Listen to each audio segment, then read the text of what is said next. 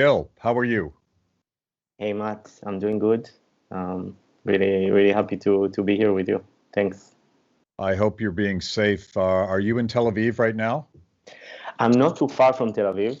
I can actually see Tel Aviv from my balcony, but I came for a short visit in Israel as I currently live in Prague. But I live in a small town. It's located like 30 minutes from Tel Aviv on a hill. It's right on the border where the wall of the West Bank goes through. So that's where I'm at. It's called Sufim. And it's a very small town. If you heard of it, you and you don't live there, so you probably got lost and got there. Otherwise, I don't see how would you know about it. And I'm going to ask you a lot of semi-naive questions because I wanted to actually have a conversation to learn Sure. along with a lot of people that I think Sure. they get propaganda from both sides on the current conflict between Palestine and Israel, and I think it's useful to get your perspective on the ground as a libertarian that is also an Israeli citizen. Definitely, and that's what I'm here for.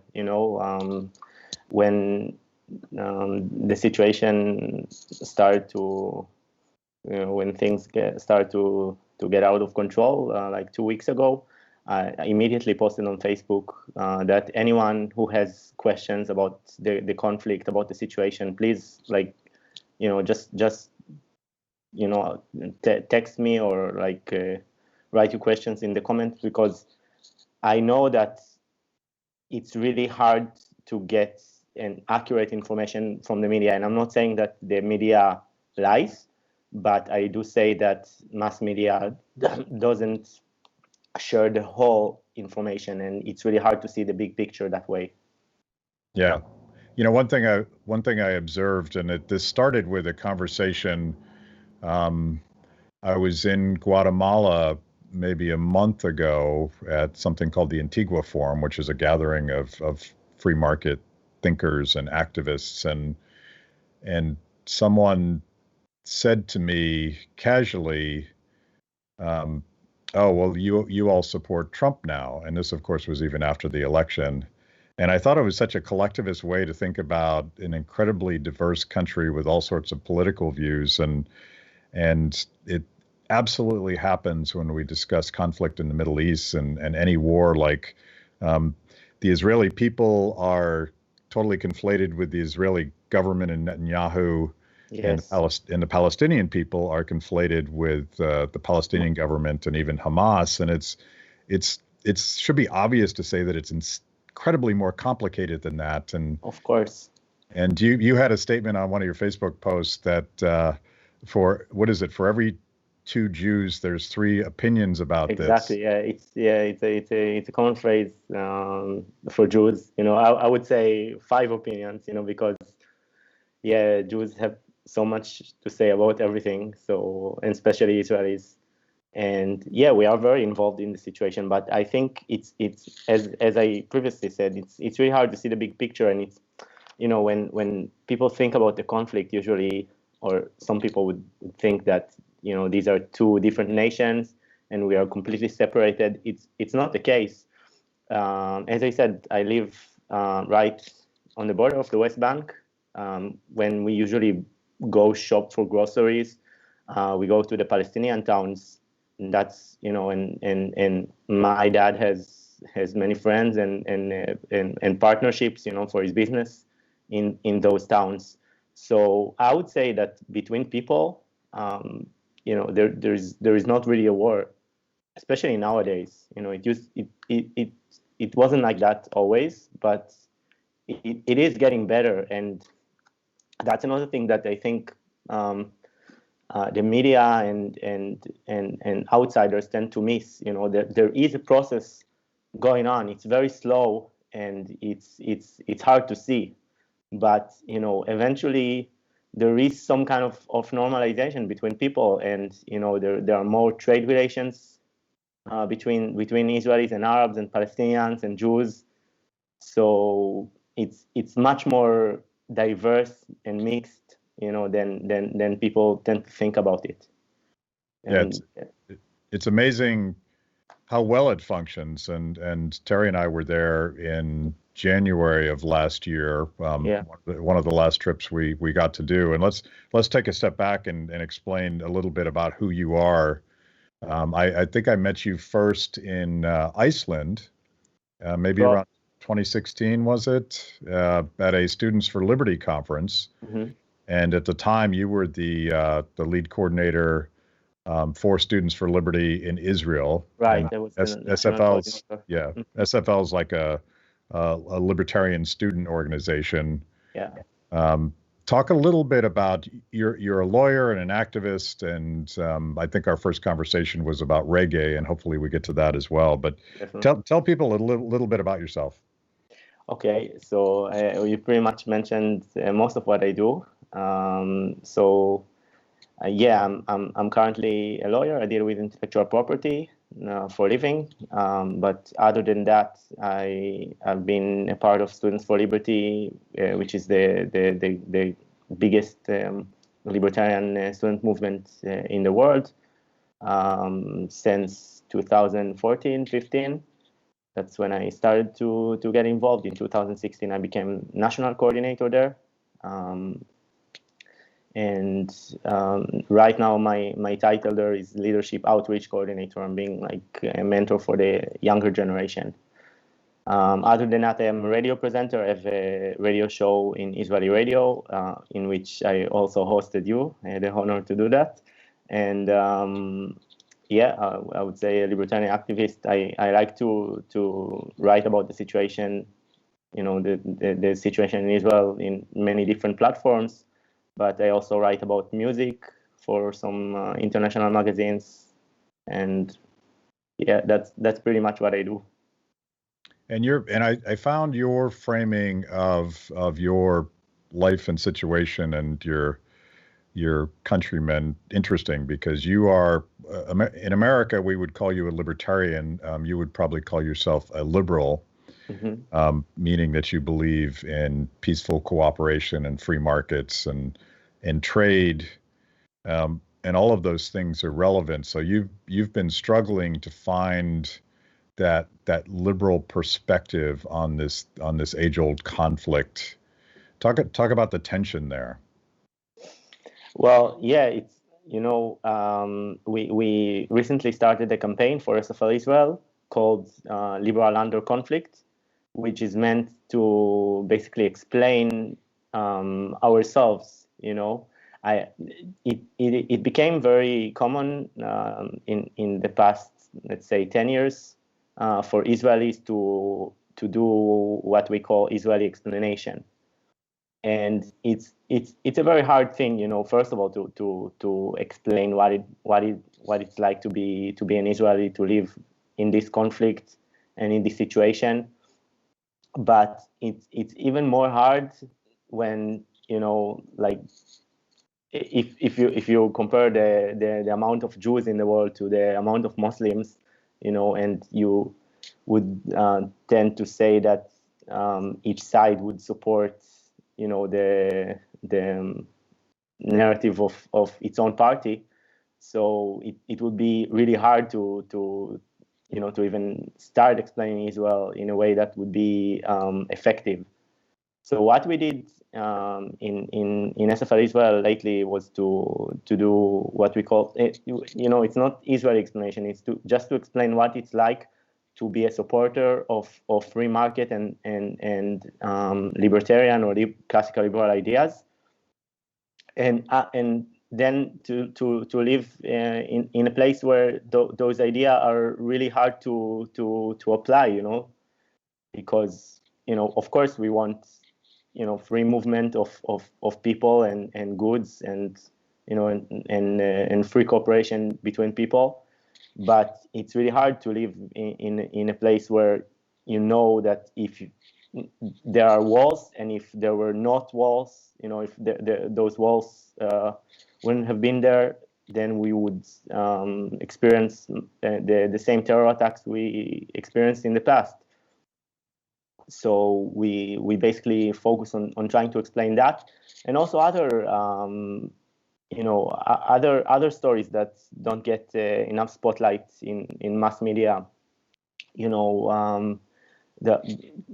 Probably you and your listeners heard about the riots in many mixed cities in Israel, and also in a town called Bat Yam, which is mostly an Israeli city, but it's located right next to Jaffa, which is the old town of Tel Aviv, and it has a very large Arab population.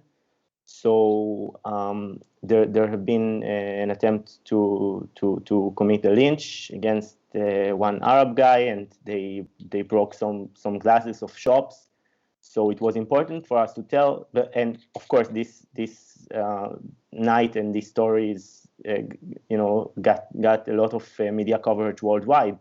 But I haven't seen one coverage of the stories that happened the day after. And the day after,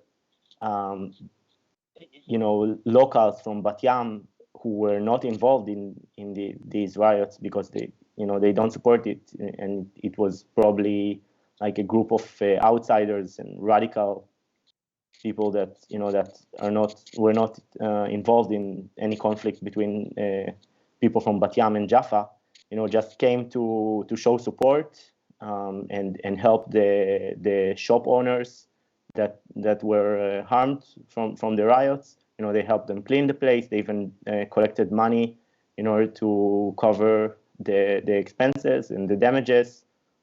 And this voluntary cooperation I think it's amazing, and to me it's so unfortunate that the world doesn't look at that. It strikes me, you said in one of your Facebook posts that the riots particularly were worse than you had ever seen, and maybe the worst that have ever been. And I'm thinking about the attack on that ice cream shop, and it strikes me that there's for Americans, there's sort of an analog in some of the riots that are now happening in the United States between Antifa and let's say white nationalists, for lack of a better way to frame it. And it seems like you also have radical instigators representing both sides that want to inflame other people. And whenever someone is killed, people that were wanting to cooperate get drawn into the anger. Mm-hmm. Yes, indeed.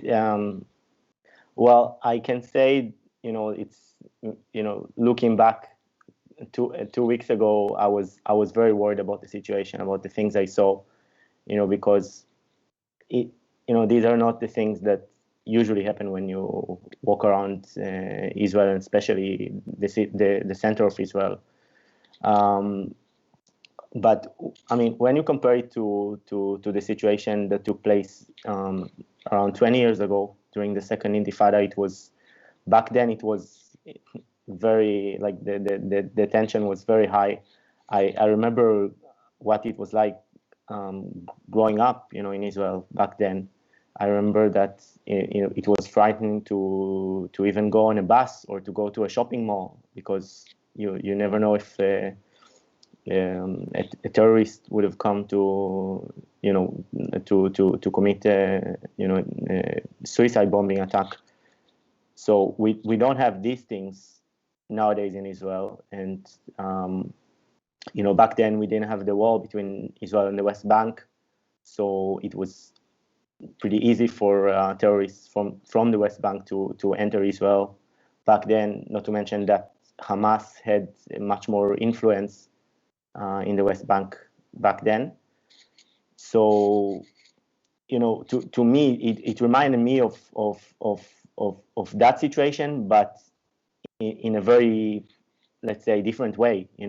Back then you would see, like, we had terrorists coming, with, like, single terrorists coming to a shopping mall or a bus or something like that. But then all of a sudden we had riots. We had rioters, we had groups of people angry people that came and started attacking innocent civilians from both sides. And yeah, it was very frightening. I'm happy to say that it seems like we are, things are calming down. We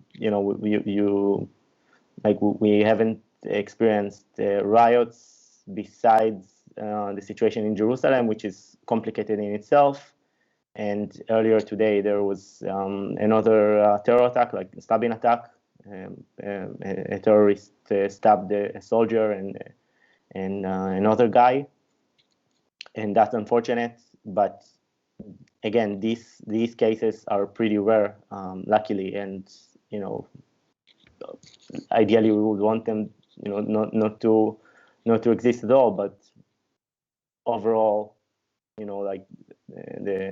it seems like things are gradually getting back to normal, especially in mixed towns and in Tel Aviv and the center of Israel. That's good to hear. Let's take a step back and sort of walk people through the specific events that led to all of this. And let's start with the evictions in East Jerusalem, because I think that's what you were referring to just earlier. Tell me specifically what happened and maybe go back. I mean, unfortunately, like all of these conflicts, you can go back to the 1800s if you really want to understand the family and property rights associated with this dispute. But explain to people who don't know what's going on in East Jerusalem what the trigger was. Yeah. So I would briefly explain the case, mainly because I read about it pretty much, but it's still quite complicated, legally speaking. So as you said, back in the 19th century, a few Jewish families purchased lands in this area called today Sheikh Jarrah. There is a grave of very important Jewish rabbi in this area. So they wanted to purchase land there.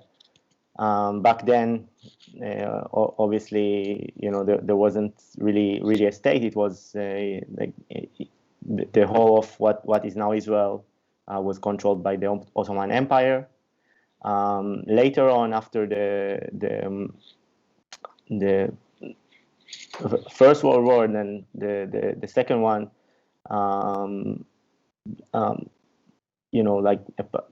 Palestinians tried to take over these lands, and eventually they evacuated Jews from those lands, and basically the next generation of owners who legally inherited those lands went to court with it, and applying for getting their lands back. And then this whole thing started. It was a very long legal conflict. They had proofs of all. They had all the certificates showing that they own those lands. And it's important to mention that those lands are not located in like a rural area next to Jerusalem or something like that. It's in East Jerusalem, but it is a pretty central area. For example, Friedrich Neumann Foundation's offices are located exactly in this area. For those who know Friedrich Neumann Foundation. So the courts try to solve it with some compromise. They suggested a few solutions. Eventually, the parties did not accept these solutions. Like one of them was very, I would say, fair. They just offered them to just to pay rent and still live in this area. I'm talking about the Arabs, the Palestinians who live there. Unfortunately, because no party accepted those proposals, so the court had to rule in favor of the Jews to return those lands. So when the media show it as a case of eviction, so I'm not sure if it's the right way to frame it. Although, to being fair about it, it is true that the laws that apply for Jews and Arabs are not exactly the same in this regard. But it's a very difficult legal situation. So I'm not sure if I'll be able to explain it, just in a few minutes. But this is pretty much the background of what happened. And when after the court's judgment, so many Arabs came to this area and started protesting in Sheikh Jarrah, and also they took it to Al-Aqsa Mosque because Al-Aqsa is always an area of conflict. Like Al-Aqsa is officially controlled by the Jordanian Waqf, so it's not really. It is a part of Jerusalem, but the Israeli authorities don't have any legal control there. So there are often some disputes about it when Jews want to visit the mountain, which is sacred for them as well. The Jews believe that this is where the second temple was. So that's pretty much the background of the situation. If you have any like follow-up questions about it, I'll be happy to answer. Well, that was the rationale for Hamas launching missiles. Is that true? They definitely use that as an like an excuse or the reason for starting these riots, and or like starting to fire rockets, and in parallel we had the riots that took place. And they definitely said that like when they first launched the missiles, they aimed it towards Jerusalem, and it's really far from Gaza to Jerusalem. Usually they would fire towards the south of Israel, or even Tel Aviv is much closer. But they fired at first to Jerusalem because they said, yes, we want to protect Jerusalem, or we want to defend the right of Palestinians over Jerusalem. And so, but Israel, of course, has a very sophisticated system, missile the Iron Dome system. Yeah. So luckily, most of those missiles don't land. So it strikes me as, and again, I'm speaking as someone that I'm not that informed on the ancient history of this conflict, but it seems purposefully provocative. They wanted to start a fight.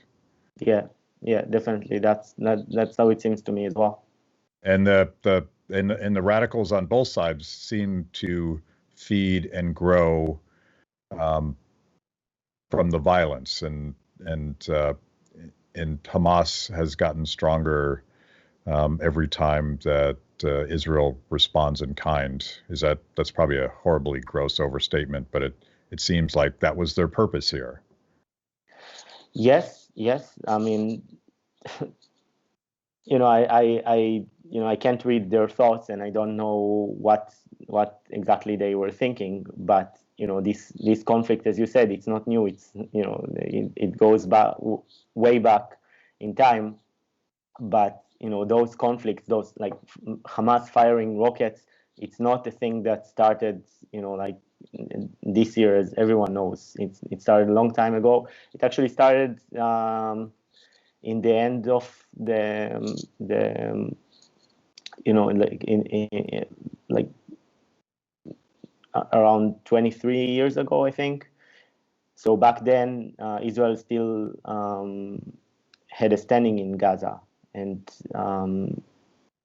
in 2005, Prime Minister Ariel Sharon decided to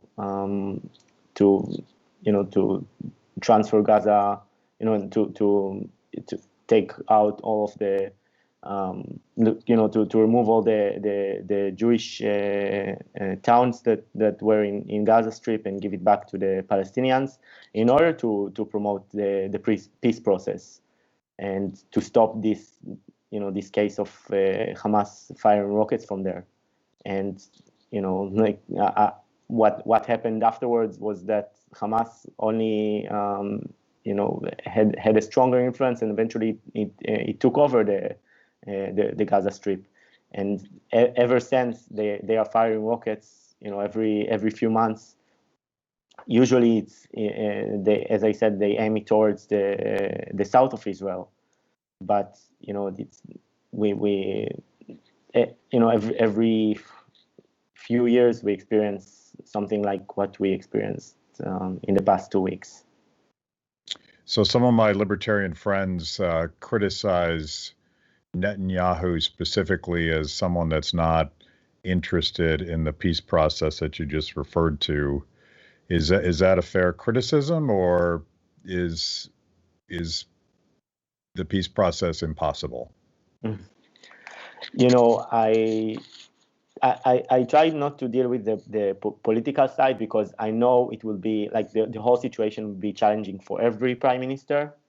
But if we look at the facts, we can see that in the past year, Netanyahu was involved in 4 peace agreements with Arab countries. Not only that, Netanyahu declared more than one time that he is interested in the two-state solution.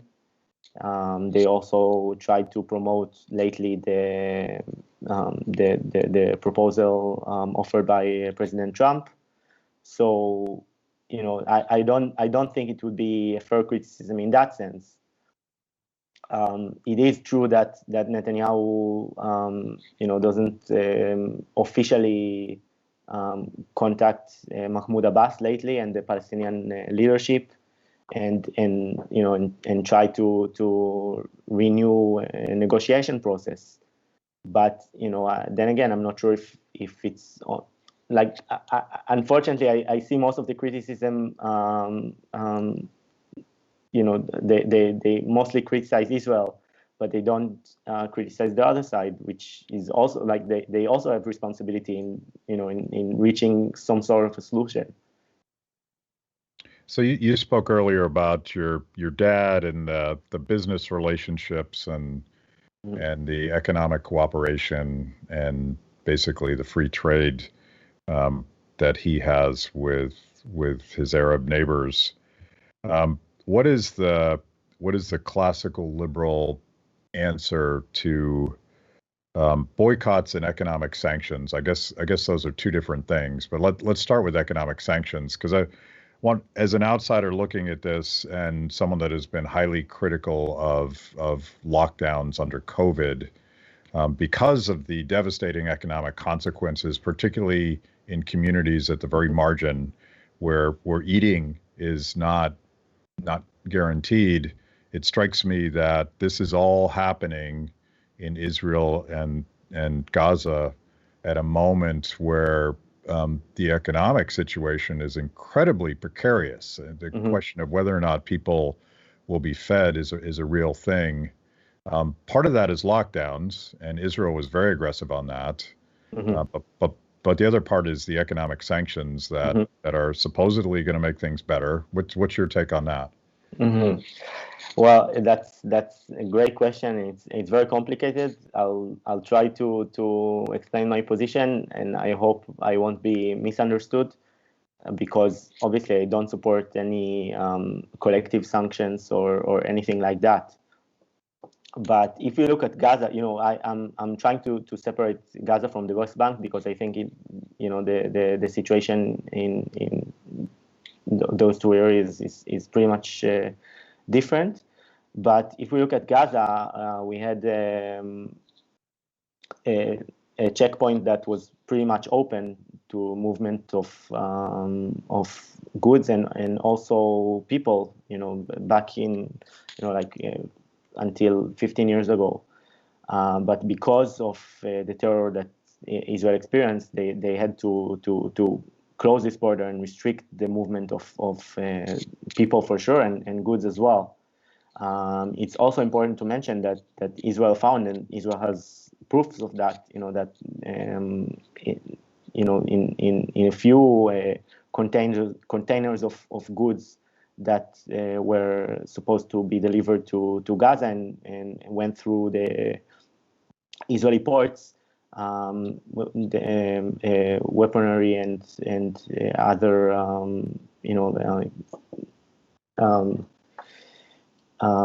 goods that are meant for the terror,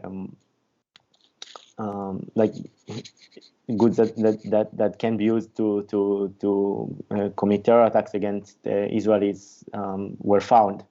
So that's a very complicated situation, and also like the whole situation in Gaza is complicated because there is actually like a whole town underneath Gaza, with tunnels, and where they also they transform or transfer weapons and missiles from over there. So, and they used also like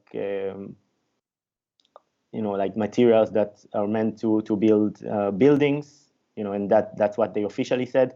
They used it to build those tunnels. So it's a very complicated situation, and I'm not exactly sure what can be done about it currently, because Hamas's control over Gaza is so strong, and it's really hard to separate like Hamas from the people who live there. Unfortunately, it's very unfortunate. But if we look at the West Bank, thinking about the West Bank as an example, my town is located next to a Palestinian town called Qalqilia, and this town it's actually a pretty big city, and it used to be controlled by Hamas as well, back in the days. And I remember during the second Intifada, they had no electricity in the evenings. Like the army shut down the electricity there, and it was in order to to have some operations to catch terrorists. After a few years, when this took place, the cooperation between Israel or Israeli security forces and the Palestinian police and their security forces got better, and they managed to remove Hamas from this town. Nowadays, it's one of the most developed towns in the West Bank.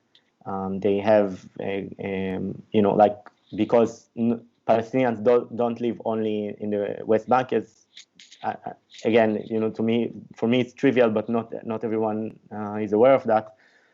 So Arabs from Israeli Arab towns are going every weekend to visit and shop there for groceries, and they have strong relations, and it's pretty much open. There is a checkpoint in the entrance of this city, but it got so much more developed. And I have a friend from there. He moved to Berlin, but I remember he told me that about his experience in checkpoints. Like he said that when he gets to the checkpoints to move to the Israeli border to the Israeli side to work, he sees people, like he used to see people every morning from other villages in Palestinian areas, and he said, like, I don't feel the same as those people. Those people are so old-fashioned about like the way they act, and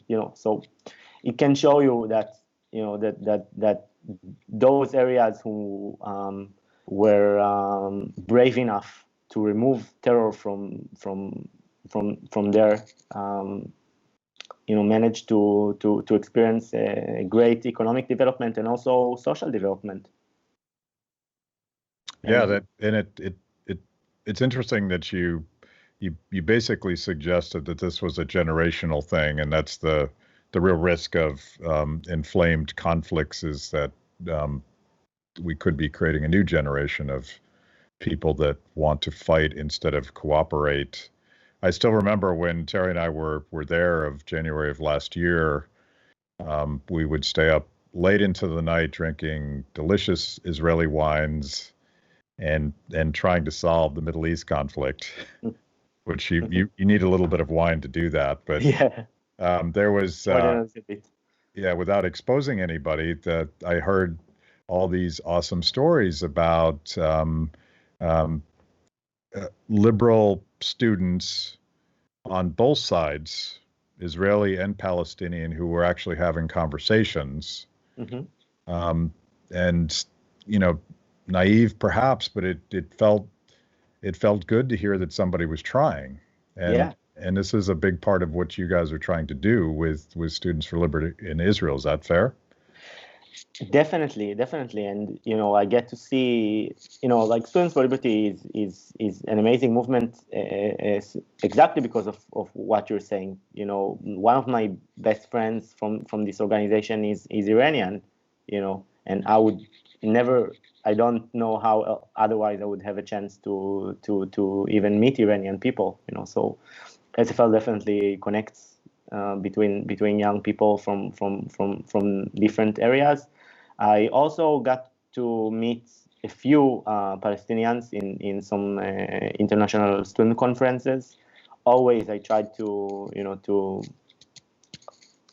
create some sort of cooperation with them, and been refused by them. I know why. I know what a big risk it is for them. If they would know that there is a partnership between Israelis and Palestinians in their authorities, it could really be risky for them.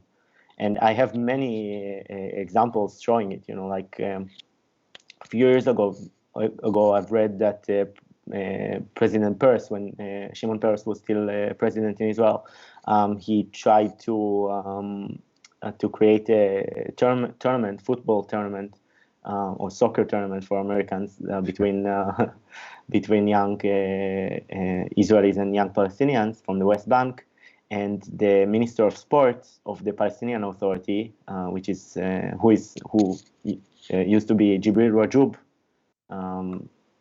who was also a former terrorist who spent time in Israeli prison, said that he is not as long as he holds this position, there would never be any tournament or any match between young Israelis and young Palestinians. And I think it's such a big shame that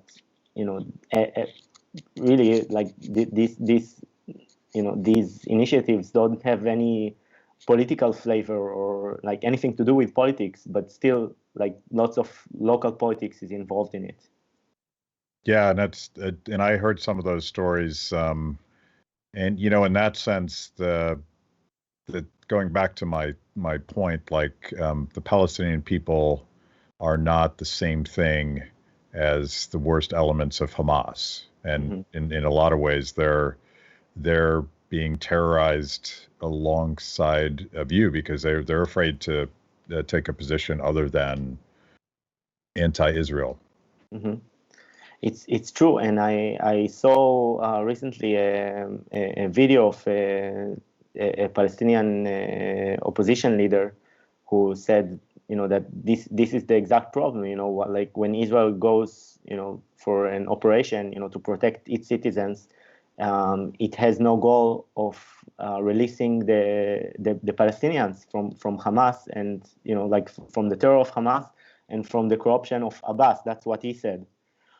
And I was I at first I asked myself, is it Israel's job to release those people? I mean, why don't they rebel against their authorities? And I mean, it is unfortunate, but I do think that this is something we should keep in mind, that those people are terrorized, as you said, and are oppressed. by their own authorities.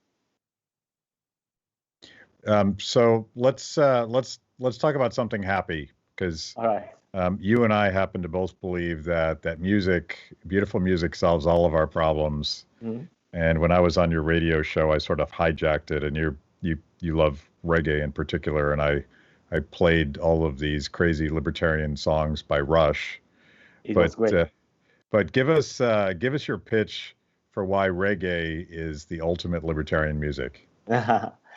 Well, first of all, I love music in general, so I'm always happy to hear new music, and I like to play different kinds of music in my program. Although I have my own reggae is my favorite genre. Um, I think reggae is the music of freedom. It's a music that was developed by people who were very oppressed, by as by their slave masters when they were slaves, or like the next generation after of those slaves, like became like they and it's something interesting because I see something similar in Prague, actually. Living in Czech Republic, you see how those people like admire freedom and liberty, like in their own lives. Like they don't let any authorities ruin their lives again. Like they just want to live free. I think it's reflected in reggae music so much, and that's not something I see in other genres. Both in the music and in the lyrics, definitely. Isn't Prague where they have a statue of Frank Zappa? Is that the right city? Do you know? Wow, I'm ashamed to say that I'm not sure, but I'm gonna check it out right after our interview. Because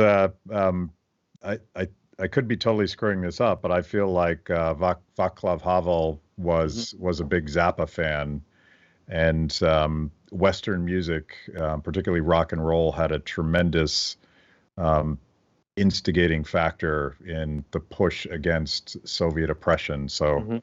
I think I got the story right, but you got to find the Zappa statue next time you're in Prague. All right, I will definitely look it up right after this interview. Everybody watching this is Googling now to see if I screwed it up. So one last story, and it's going to sound sad, but I think it's happy. A friend of mine sent me a YouTube video of a rocket from Hamas landing in Holon. Am I saying Mhm. that correctly? And Yeah, yeah, that's just like a suburb of Tel Aviv, correct? yeah. I was born in this city, actually. Okay. And so maybe you've seen this video, but like huge explosion, fire, destruction, and it's a it's a crowd made video of them following it, and there's a guy sitting at a cafe in his chair eating his shawarma, and everything around him is on fire, and there's explosion, and there's screaming, and it strikes me that um, there are a lot of Israelis that have been born with this. They live through it every day, and in some ways, you soldier on, right? Well, yeah. I mean, Israel is a country of soldiers. Even people who, the not too many people that didn't spend time in the Israeli army, have to, defend the right to live in this country. So yeah, like when you're telling this story, and like actually this video and picture of that guy became quite a popular meme in Israel afterwards in social media. But I'm automatically thinking about the people in the south of Israel who experienced those rockets firing. Not on like people in the center. We go through it every once in a while, but people who live on the like close to the Gaza Strip or in cities like Ashdod or Ashkelon, they experience it every few months. And I've been told by many people from those cities that they don't go to shelters anymore when rockets are being fired, because like they cannot go on with it, like to just just live in fear all the time. And it reminds me another interesting story. Like during the second Intifada, at first when there were terror attacks by suicide bombers, every time it happened, the TV and radio, they changed their programs, and they played like sad songs. And after I think maybe a year, the radio, like one radio station, had this campaign. They said like they had a jingle saying, we won't let them ruin the situation for us. We gotta keep going. We gotta move on, and we're gonna continue play our regular schedule programs. So yeah, that's living in Israel. That's something that's really hard to explain to outsiders. I totally understand why people from outside, they have their own opinions of the conflict, but I really want to encourage people to try to learn more about the situation, to ask people who live in this country. It doesn't have to be necessarily Jews or Israelis or Arabs or Palestinians. Just ask people what is it like to live there, and what we are going through, because unfortunately the media doesn't tell the whole story. Yes, and I think you did a good job of giving us a perspective on the ground. Is there any way, I know that you've offered to answer questions to anybody that finds you on Facebook. What's the best way for people to find you on social media? Yeah, on social media, well, I am available in Facebook. You can write Gil Dagan, or I have a long name on Facebook. It's a nickname. It's a long story. Facebook don't let me change it, but it's Gil Shady Ranks Dagan. Like Ja for Jamaicans or Rastafarians. Yeah. Jah Dagan. So Facebook would be good. You can always email me. My email is gildaganlaw, GILDAGANLAW @gmail.com. And feel free to reach out. I would be happy to chat with you. Okay, Gil, thanks for doing this. Stay safe. Thank you, Matt. You too. That was amazing. Where can I get more content just like that? It's a great question. You're clearly a discerning consumer of the best content. Make sure to like the video, subscribe, and click the bell. And if you're consuming podcasts, go to Apple, Stitcher, anywhere you get them. I'm in. Kibbe on Liberty, honest conversations with interesting people.